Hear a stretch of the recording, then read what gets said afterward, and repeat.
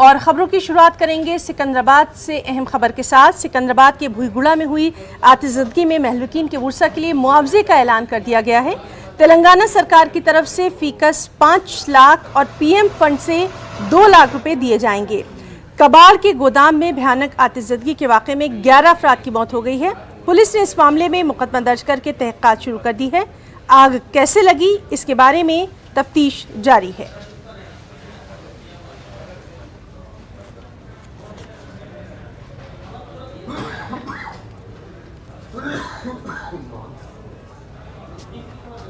Unfortunate fire accident in Boiguda area of Hyderabad. This is actually an industrial area, but over a period of time it has become populated. Ground floor is consisting of a lot of newspapers, old newspapers, bottles and such material, scrap material. Migrant labor, 12 of them have been staying here, but actually no one is supposed to stay, but the owner has provided them accommodation and a room upstairs. And unfortunately there was a fire accident, and before they could even realize, I think the spark took off. I think only one person could realize and could get out of the thing, but the others also, the bodies were found in the sleeping position. एक और अहम खबर, बीरभूम तशद्दुद मामले में Calcutta high court ने अज़खुद notice लिया है। मामले पर आज समाअत होनी है। चीफ जस्टिस प्रकाश श्रीवास्तव इस मामले पर समाअत करेंगे। वाज़ेह है कि कल कलकत्ता हाई कोर्ट में एक अर्ज़ीदार दाखिल की गई थी, जिसमें मामले की सीबीआई या एनआईए से जांच कराने की अपील की गई थी।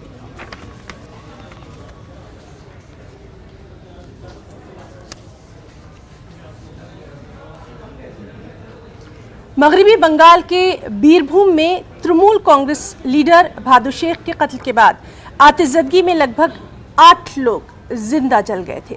अब इस वाक़े के बाद बगोटी गांव में खौफ और हिरास का माहौल देखा जा रहा है। मुतासरीन के अहले खाना अपना घर बार छोड़कर नक़ल मकानी कर रहे हैं। इस बीच बच्चों के हकूक़ के लिए काम करने वाले कौमी हुकूक़ अतफ़ाल कमीशन ने मगरिबी बंगाल पुलिस से इस वाक़े की 3 दिन के अंदर कार्रवाई की रिपोर्ट तलब की है।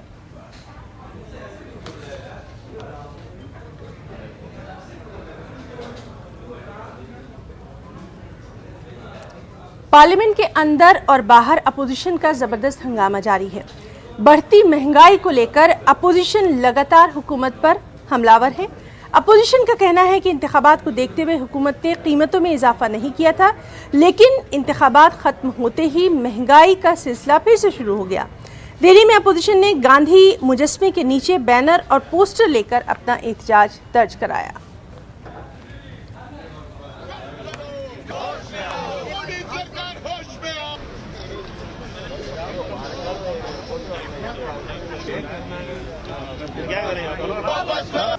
हम जो प्रोटेस्ट कर रहे हैं कल सदन में भी उठाए थे और सदन को भी स्थगित करने का वक्त आया कि हम ये चाहते हैं जो ये मोदी सरकार 5 राज्यों के चुनाव होने के बाद ये डीजल, पेट्रोल, गैस और केरोसिन से लेकर बढ़ोतरी करेगी।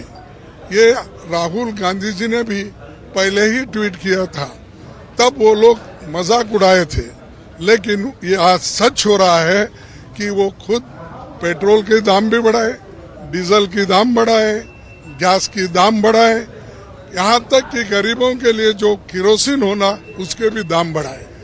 10,000 करोड़ रुपए लूटने की साजिश ये सरकार की है, कर रही है। उसीलिए उसके प्रोटेस्ट में यानी लोगों के इस ग्रीवेंस को देश के सामने लाना, सदन के सामने रखना, सदन के बाहर रखना, ये कोशिश हमारी है। इसीलिए आज ये प्रोटेस्ट कर रहे हैं। See, you know that the government has been hiking up the prices of petroleum products, including cooking gas, in such an exorbitant manner that it has become an uphill task of the common people to consume the petroleum products. However, it is the absolute necessity. और आज एक बार फिर petrol और diesel की कीमतों में इजाफा देखा गया। डीजल और पेट्रोल में 80-80 पैसे का इजाफा हुआ है और राहुल गांधी ने बढ़ती कीमतों को लेकर ट्वीट किया। राहुल ने लिखा कि एक बार फिर हुकूमत ने पेट्रोल और डीजल पर से लॉकडाउन हटा लिया है, यानी अवाम पर महंगाई की मार। दूसरे दिन भी डीजल और पेट्रोल के दामों में वृद्धि हुई है। कल आपको बताया था कि 79 पैसे पेट्रोल में वृद्धि हुई थी और 80 पैसे की डीजल में वृद्धि देखी गई थी, और आज 80 पैसे ही पेट्रोल में और 80 पैसे ही डीजल में बढ़े हैं। सबसे पहले मैं आपको रेट दिखा देते हैं। इस समय ये पेट्रोल का रेट है 96 रुपये 86 पैसे और डीजल का 88 रुपये 39 पैसे। तो दूसरे दिन भी रेट बढ़ने का जो सिलसिला है वह शुरू हो गया है और विपक्ष भी इस पर हमलावर हो गया। विपक्ष ने कहा है कि जो लॉकडाउन है डीजल और पेट्रोल का वह हट गया है, जनता पर महंगाई की मार एक बार फिर से सरकार ने डाल दी है। तो यहाँ जो पेट्रोल पंप पे लोग पेट्रोल भरवाने के लिए पहुंचे, इन्हीं से जान लेते हैं कि किस तरीके से एक बार फिर से डीजल और पेट्रोल के दामों में वृद्धि हो रही है, तो जेब पर कितना असर पड़ेगा। दूसरा दिन आज पेट्रोल और डीजल का 80 पैसे फिर बढ़ गए हैं, कल भी बढ़े थे, लगातार वृद्धि हो रही है। क्या कहना चाहेंगे? भैया देखिए, आम जनता होने के नाते हमें तो प्रॉब्लम होती है, क्योंकि महंगाई बढ़ रही है, पेट्रोल बढ़ रहा है, गवर्नमेंट के पेट्रोल, लेकिन हमारी सैलरी तो नहीं बढ़ रही ना, हमारी इनकम के लिए कोई ऐसा सोर्स नहीं है, तो फर्क हमारी जेब पे पड़ेगा। आप बताइए कितना असर पड़ेगा। दूसरा दिन है, फिर से एक बार 4.5 महीने बाद ये सिलसिला टूटा है, ब्रेक हटा है, चुनाव भी समाप्त हुए हैं, पेट्रोल डीजल के दामों में वृद्धि होनी शुरू हो गई है। देखिए, इफेक्ट तो इससे पड़ता ही है। डीजल पेट्रोल के यदि रेट बढ़ते हैं तो उससे डीजल पेट्रोल पे इफेक्ट नहीं पड़ता, उससे सारी चीज़ों पे इफेक्ट पड़ता है। ये लोग ये जो है हमारा सारी चीज़ों पे, ट्रांसपोर्ट पे, ट्रांसपोर्ट वगैरह घरेलू चीज़ों पे भी, सभी पे इसका जो है इफेक्ट जाता है। तो कहीं ना कहीं इस प्रकार को सोचना चाहिए कि थोड़ा सा इस पर कंट्रोल कर। दिल्ली एनसीआर का एक गाजियाबाद है और अपनी राय भी रखी। लोगों ने बताया कि हाँ, हमारी जेब पर इसका असर जरूर पड़ रहा है। रोहित सिंह, न्यूज़ 18 गाजियाबाद।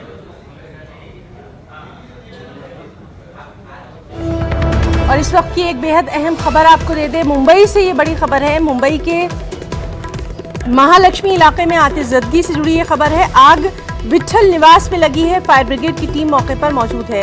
तो अहम खबर मुंबई के महालक्ष्मी इलाके में आतिशबाजी के ताल्लुक से, विट्ठल निवास में ये आग लगी है, फायर ब्रिगेड की टीम मौके पर मौजूद है।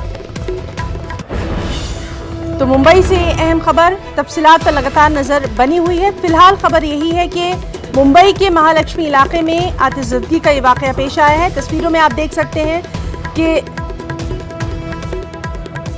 घनी आबादी वाला ये इलाका है और फायर ब्रिगेड की टीम वहां मौके पर मौजूद है। आग कैसे लगी, इसकी वजूहात क्या रही, अभी वहां पर क्या कुछ सूरत हाल है, लगातार तफसीलात पर नजर बनी हुई है। विट्ठल निवास बताया जा रहा है इस इमारत का नाम, जहां पर ये आग लगी है।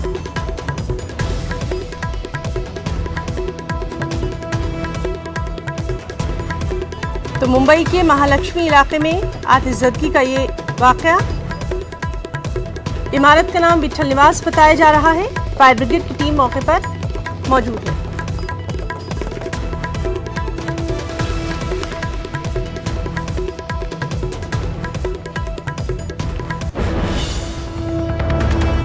अजमेर से अहम खबर, अजमेर में दरगाह शरीफ में लगे सीसीटीवी कैमरे ज्यादातर खराब पड़े हुए हैं।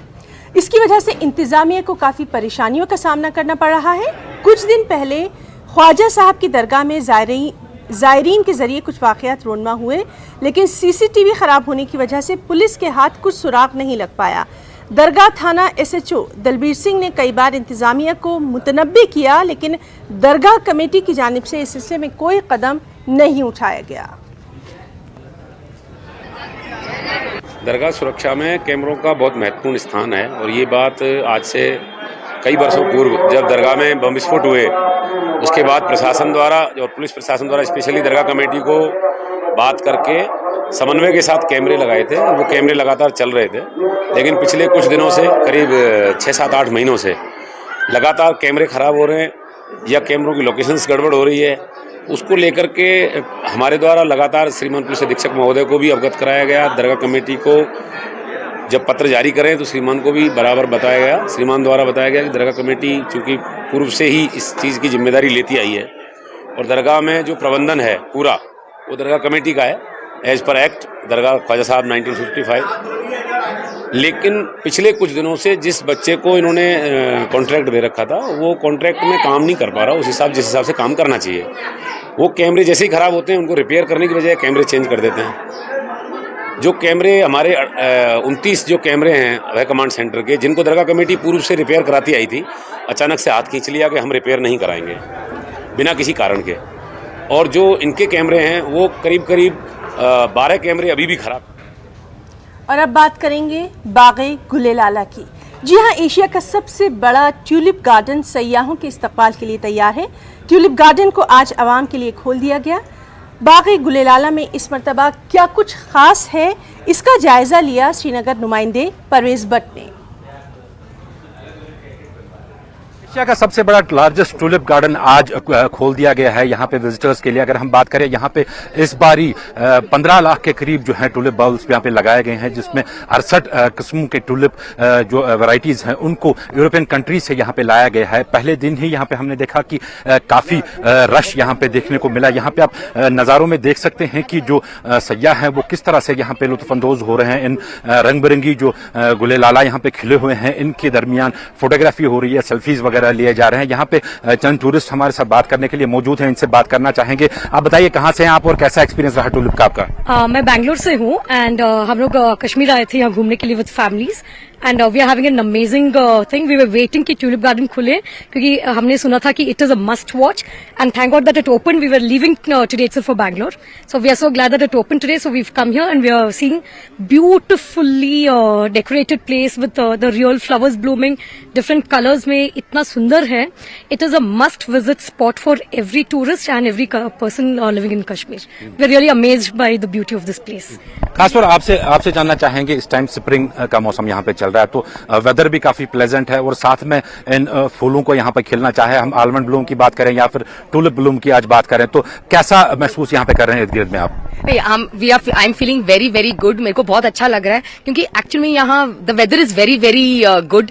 तो ना ही ज्यादा ठंड है तो ना ही ज्यादा गर्मी है, तो बहुत सुहाना मौसम है। और उसमें अगर आप एक गार्डन ट्यूलिप गार्डन जैसे मैं आकर करता तो सिलसिला का वो सीन जैसा है ना याद आ रहा है। So it's really very nice. The local all around, the scenic beauty all around is only adding to the beauty of the tulip garden. So we are having a nice experience here. तो बिल्कुल न सिर्फ जो बॉलीवुड की मशहूर film है सिलसिला, न सिर्फ उसके सीन ऐसे मनाजिर देख के याद आते हैं, बल्कि काफी सारी ऐसी पिक्चर्स हैं जहां जिसमें टुलिप्स को दिखाया गया है। लेकिन हकीकत में इन टुलिप्स को देखना एक अलग ही एक्सपीरियंस है। यहाँ पे अगर हम बात करें सयाहों की तो जोक दर जोक इस टाइम सयाह यहाँ पे आ रहे हैं। घर से जुड़े लोग हैं, उनमें भी एक उम्मीद जागी है कि जो पिछले 3 साल यहाँ पे कोविड की वजह से जो कारोबार पे उनकी असर पड़ा है वो उसमें थोड़ा बहुत कमी आ सके और वो अपनी रोजी रोटी जो है वो फिर से एक बार कमा सकते हैं। जहांगीर अजीज के साथ परवेज भट्ट। वक्त है एक छोटे से ब्रेक का।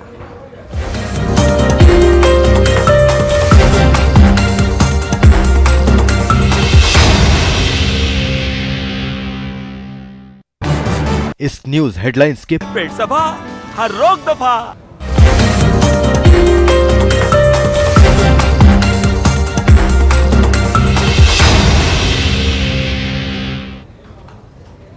मध्य प्रदेश से अहम खबर। मध्य प्रदेश के जिला रायसेन के थाना सलवानी के चांदपुर खुमरिया में 18 मार्च को बच्चों के मामूली झगड़े में हुए फिरक़ेवाना तशद्दुद को लेकर अब मध्य प्रदेश में सियासत भी गर्मा गई है। साबिक़ सीएम दिग्विजय सिंह ने इस मामले में हुकूमत को तनकीद का निशाना बनाते हुए जहां एक तरफा कार्रवाई का इल्ज़ाम लगाया, दिग्विजय सिंह ने तशद्दुद के पीछे सियासी मकासद होने का इल्ज़ाम लगाया। वहीं बीजेपी एमएलए रामेश्वर शर्मा ने दिग्विजय सिंह के ट्वीट पर जवाबी हमला करते हुए दिग्विजय सिंह पर मुसलमान गुनहगारों के साथ खड़े होने का इल्ज़ाम लगा दिया। तशद्दुद में जहां 2 लोगों की मौत हुई वहां 50 से ज़्यादा जख्मी हुए थे, मगर इस मामले में बिना किसी अदालती अहकाम के इंतजामिया के जरिए एक तबके के लोगों के घर मुनहदिम करने की कार्रवाई शुरू कर दी गई है। वज़ीर आला शिवराज सिंह ने भी इस मामले में शरपसंदों के खिलाफ सख्त कार्रवाई किए जाने का अहकाम जारी किया है। सीधे रुख करेंगे, हमारे साथ मौजूद हैं भोपाल से हमारे नुमाइंदे मेहताब आलम। मेहताब, आपसे जानना चाहेंगे, लगातार इस अहम खबर पर हम आपसे अपडेट ले रहे हैं। आज क्या कुछ ताज़ा कार्रवाई इंतजामिया की जानिब से इसमें की गई है और सियासत भी लगातार इस पर बढ़ती जा रही है?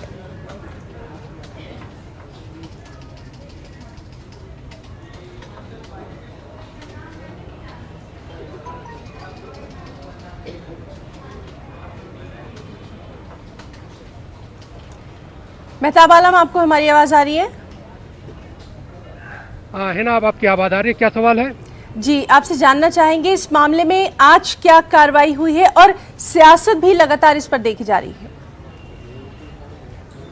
हाँ, है ना, बता दें कि ये मामला 18 मार्च की शब को पेश आया था और इस समय मामले के पीछे का मामला ये है कि बच्चों की लड़ाई थी और बच्चों की लड़ाई ने जो है फिरका वाराना रंग अख्तियार कर लिया और अब इस पर सियासत हो रही है। और सियासत के पीछे की वजह यह है कि उसमें जो लोग जख्मी हैं उसमें जो है आदिवासी और दलित भी जख्मी हुए हैं, जिसको लेकर कांग्रेस और भारतीय जनता पार्टी एक दूसरे के सामने है। जहां पर साबिक वजीर आला दिग्विजय सिंह ने इस तशद्दुद के पीछे सियासत का होना बताया है, वहीं पर भारतीय जनता पार्टी ने दिग्विजय सिंह के ट्वीट पर जो हमला करते हुए मुसलमान गुनहगारों के साथ खड़ा होने का इल्जाम लगाया है। वहीं पर अगर हम शिवराज सिंह की वज़ीर आला की बात करें तो वज़ीर आला ने जो है साफ तौर पर शरपसंदों के खिलाफ कार्रवाई की बात की। लेकिन जमीयत उलमा की बात करें तो जमीयत उलमा का कहना है कि यहाँ पर हुकूमत जो है खुद जो है कानून हाथ में ले रही है। हुकूमत ने अदालत से पहले, अदालत के किसी खास फैसले से पहले एक फिरके के लोगों के घरों को मुनज़्ज़म करने का जो फैसला किया है उसकी मुखालफत की जा रही है कि अदालत के फैसले से पहले इस तरह की कार्रवाई इंतजामिया कैसे कर सकती है। क्योंकि अगर पूरे मामले की बात करें 18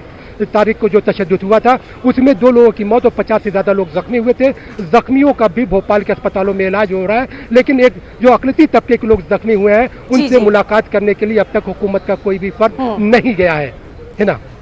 और मेहताब, लगातार हम ये देख रहे हैं कि पिछले कुछ इस तरह के वाक़यात हुए थे कि जब भी इस तरह के वाक़यात पेश आ रहे हैं एक ख़ास फ़िरक़े, ख़ास तबके के ख़िलाफ़ कार्रवाई की जाती है, फ़ौरन इमारतें जो है वो मुनहदिम कर दी जाती हैं। और इस पर अब अपोजिशन जो है वो क्यों नहीं अपना जो हमला है वो तेज़ कर रही है, एक ख़ास फ़िरक़े के ख़िलाफ़ इस तरह की कार्रवाई?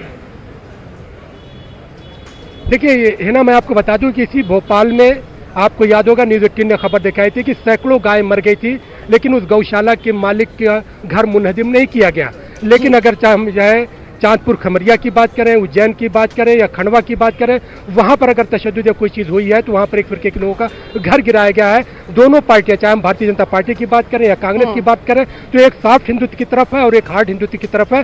दोनों जो है हिंदुत्व के एजेंडे को लेकर इलेक्शन की तरफ जा रही हैं, क्योंकि अगले साल मध्य प्रदेश में असेंबली इंतखाबात होने हैं। और इस साल की बात करें तो उम्मीद की जा रही है कि अगले महीने में पंचायत के इंतखाबात मध्य प्रदेश में ऐलान किए जा सकते हैं। इसलिए दोनों पार्टियों का जो फोकस है, जो महवर है, वो जो है हिंदुत्व के एजेंडे को लेकर है और दोनों पार्टियां उस पर फोकस करके इंतखाब की जो जंग है वो उसमें अपनी कामयाबी को दर्ज करना चाहती हैं। जी मेहताब, बहुत बहुत शुक्रिया अदा करना चाहेंगे आपका तमाम तर तफसीली जानकारी के लिए। और नाज़रीन, अब आपको सीधे लिए चलते हैं, अपोजिशन महंगाई को लेकर किस तरह से अपना एहतजाज दर्ज करवा रही है वो दिखा।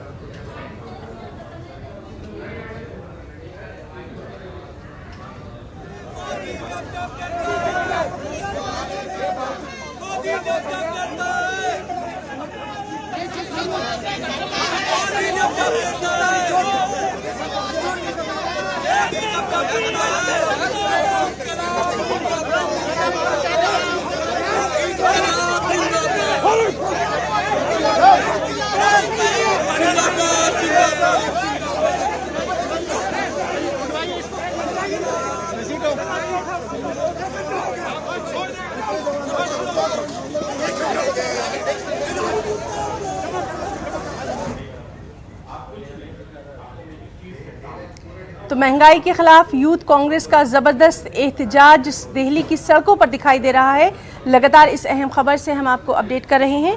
एक और अहम खबर, लालू प्रसाद यादव को दिल्ली के एम्स अस्पताल लाया गया था। जराये के मुताबिक लालू प्रसाद यादव को आज सुबह 6 बजे एम्स से डिस्चार्ज कर दिया गया। जब उनका खून चेक किया गया तो उन्होंने लालू प्रसाद को रांची के रिम्स में ही अपना इलाज कराने का मशवरा दिया।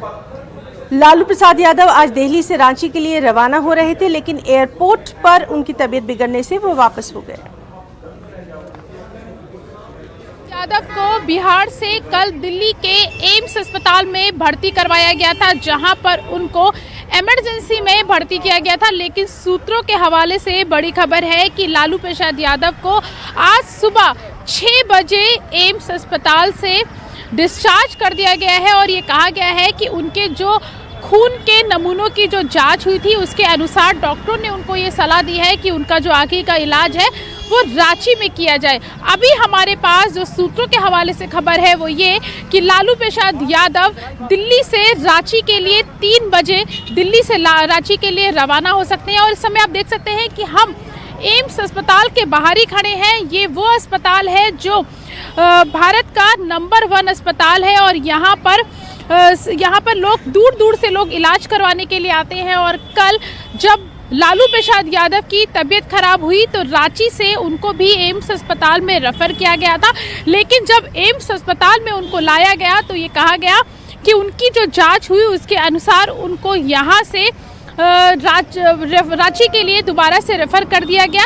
कहा यह जा रहा है कि रात भर लालू प्रसाद यादव को दिल्ली के इसी एम्स अस्पताल की इमरजेंसी में रखा गया और सुबह 6 बजे वो यहाँ से डिस्चार्ज होकर रवाना हो गए। कैमरा पर्सन सत्यप्रकाश के साथ प्रीति श्रीवास्तव, न्यूज़ 18। आलमी नंबर 1 खातून टेनिस खिलाड़ी ऐश बाटी ने टेनिस से सुबकदोशी का ऐलान कर दिया है।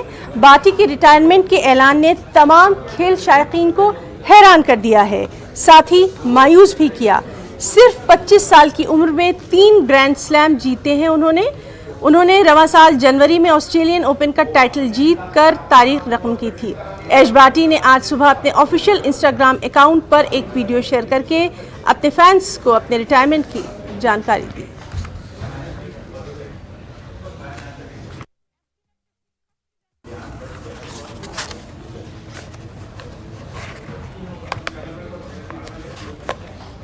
तो न्यूज़ रूम लाइव में आज के लिए फिलहाल इतना ही। आदाब।